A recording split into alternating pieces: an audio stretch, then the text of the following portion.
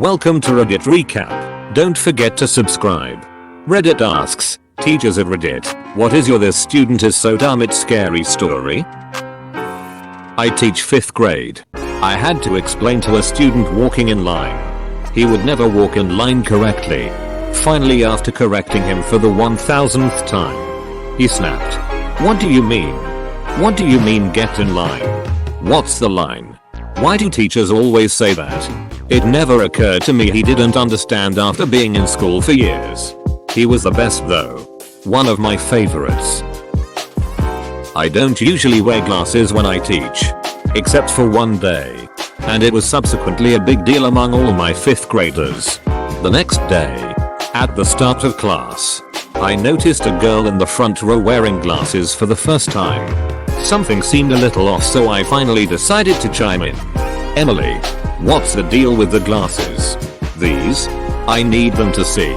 But they don't have any lenses. She appeared befuddled and said, they don't? Before lifting her finger up to one of the eye frames and poking herself in the eye. I was a former college recruiter who used to set up a booth at low-income schools to help guide first-generation students into college.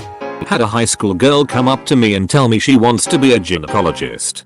So I start talking about which schools have good pre-med programs. The kind of classes she would need to take. Broaching the idea of med school. She says, hold up. A gynecologist is a doctor? I say yes. She says, well, I do not want to go to medical school. I just want a job where I can look at vaginas all day. We ended up talking about possibly cosmetology school or esthetician school. Also, she was not kidding. I got many dumb questions like this. When you don't know, you don't know. Teaching laboratory skills. Asked a student to mix a tube by turning it upside down gently a few times. Immediately turned it upside down without putting the cap on first. Edit. Student was a senior undergraduate. So maybe 21 years old. Told to me by a friend. Written in his words. The other day I had a student bite into a bar of deodorant. Just chomped right into it. As if it were a coconut and palm tree scented ice cream bar. This. After making like he was going to lick it and accidentally getting the taste of the deodorant and his own residual pit sweat. Half a second later he just went whole hog on it and took a chunk out of it. Then spat it out. I didn't know whether to call poison control or the principal. I thought I would be teaching about plate tectonics today. Ended up having to do a lesson on why the earth isn't flat. Not from when I was teaching. But a buddy's classmate. HS class was discussing the number of stars in the galaxy. My buddy jokingly says 20. Kid next to him, notably not the sharpest kid I've known, goes, are you stupid? There's gotta be 100 of them. Maybe even 1,000. Serious as can be. Honestly not sure what's dumber.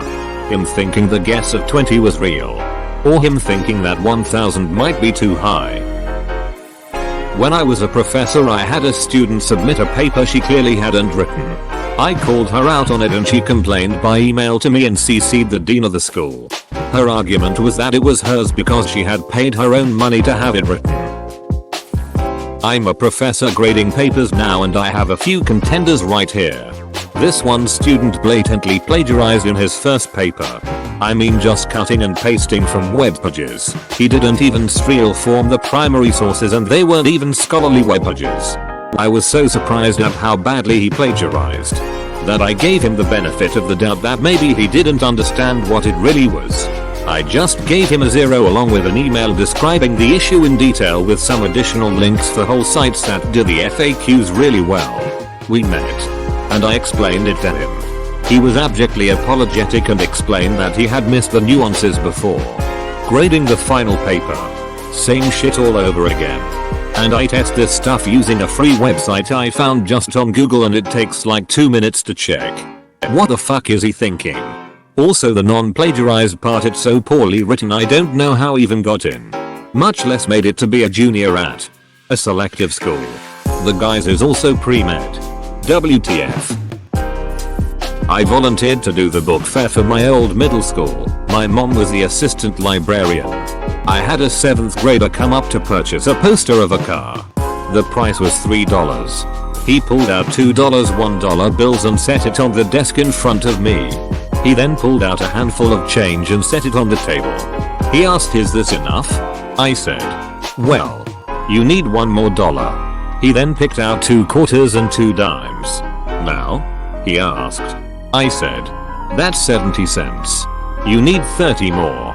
He picked out 3 nickels and added them to the pile.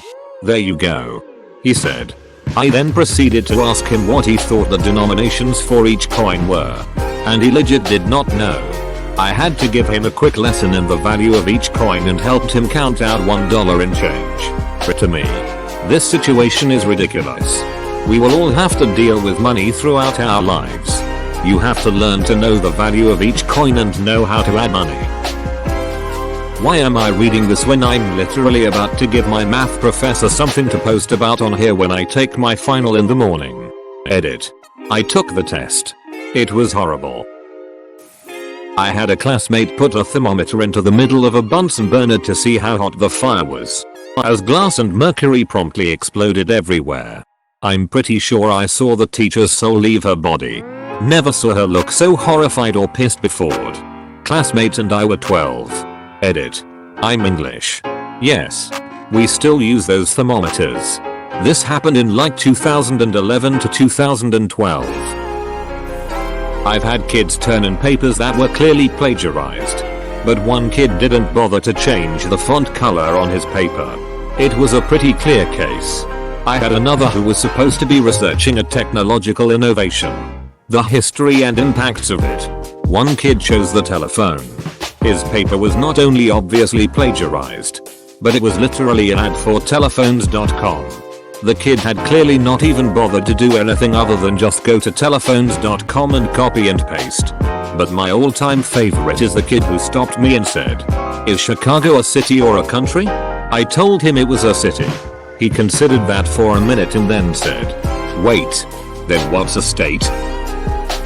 On a number of occasions, around 5 or 6, I have had to explain to students that you can still get pregnant even if you don't orgasm. Apparently, it's an old wives' tale in a bunch of cultures, and when I corrected them, they fought back. When I was student teaching, I had one who was just on the verge of passing, thanks to the incredible mercy of the primary teacher. All he needed to do was turn in a worksheet that he finished in class. I know that he finished it because I watched him and helped him do it. All he had to do was give it to the teacher. But, in his mind, that would mean that she had won. So he refused to turn it in. I left the school before the end of the semester. But I would bet money that he failed the class. I had a little boy, 1st grade, who always got 14 as his answer to every problem no matter what.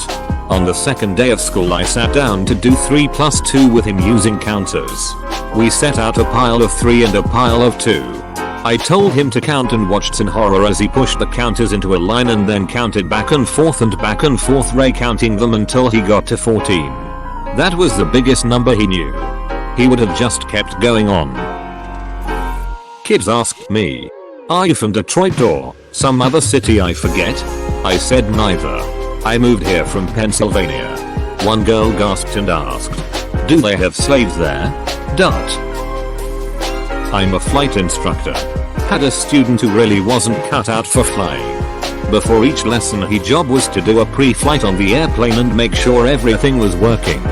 One of the items he checked during the pre-flight are the flaps.